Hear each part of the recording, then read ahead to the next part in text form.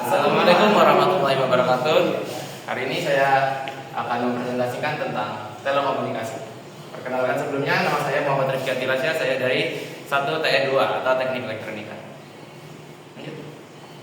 Oke, pada pembahasan kali ini ada 6 topik, yaitu yang pertama adalah latar belakang, rumusan masalah, pengertian dan konsep dasar, sejarah singkat perkembangan, dampaknya, dan tantangan dan permasalahannya. Oke, yang pertama adalah latar belakang. Oke, pada era sekarang globalisasi dan revolusi industri 4.0 yang mengarah pada society 5.0 tidak dapat dilepaskan dari peran fundamental, yaitu telekomunikasi. Telekomunikasi telah bertransformasi dari sekedar sarana penyampaian suara menjadi tulang punggung peradaban digital kemunculan internet sekarang. Jaringan seluler generasi kelima yaitu 5G, Internet of Things atau IoT, dan kecerdasan buatan atau AI telah menciptakan ekosistem yang saling terhubung secara real time. Namun, di balik percepatan ini, tantangan seperti kesenjangan digital, keamanan cyber, dan kesiapan regulasi mengemuka. Oleh karena itu, presentasi ini akan membahas tentang perkembangan, dampak, dan juga tantangan telekomunikasi secara komprehensif. Oke, yaitu kedua adalah rumusan masalahnya, yaitu untuk menganalisa evolusi teknologi telekomunikasi. Bagaimana evolusi teknologi telekomunikasi dari masa ke masa? Apa saja dampak telekomunikasi terhadap berbagai aspek kehidupan? Dan tantangan apa saja yang dialami dalam perkembangan telekomunikasi di era society 5.0. Yang pertama dulu adalah pengertian dan konsep dasar. Menurut Undang-Undang Nomor 36 Tahun 1999 tentang telekomunikasi, telekomunikasi sendiri adalah setiap pemancaran, pengiriman, dan atau penerima dari setiap informasi dalam bentuk tanda-tanda, isyarat, tulisan, gambar, suara, dan bunyi melalui sistem kawat, optik, radio, ataupun sistem elektromagnetik lainnya. Seperti halnya komponen utamanya itu meliputi pengiriman, penerima, media transmisi, sinyal, dan juga protokol. Oke, ini sejarah singkat perkembangannya mulai dari era pra-elektrik, yaitu menggunakan asap, kentungan, surat, ataupun merpati. Lanjut ke masa era elektrik, yaitu 1800-an.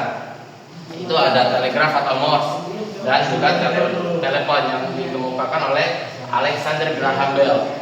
Masuk ke era nirkabel atau bisa dibilang awal dari 1900-an, sudah ada yang namanya gelombang radio yang dikemukakan oleh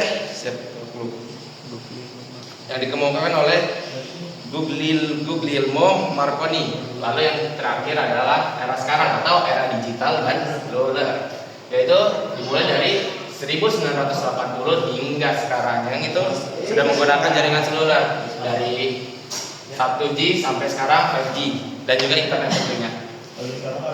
Oke, ini ada beberapa dampak dari telekomunikasi itu sendiri. Yang pertama adalah dampak dari kesehatan atau telemedicine. Itu kita dapat mempermudah konsultasi dengan dokter dari jarak jauh. Lalu pemantauan pasien secara remote, juga ada akses layanan kesehatan di daerah-daerah terpencil.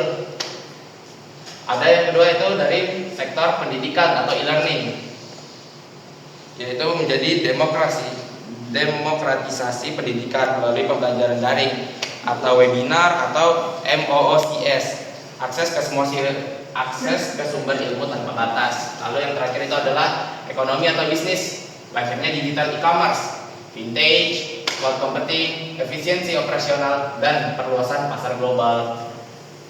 Nah, ini ada tantangan dan permasalahannya. Tantangannya itu yang pertama, poin pertama adalah kesenjangan digital.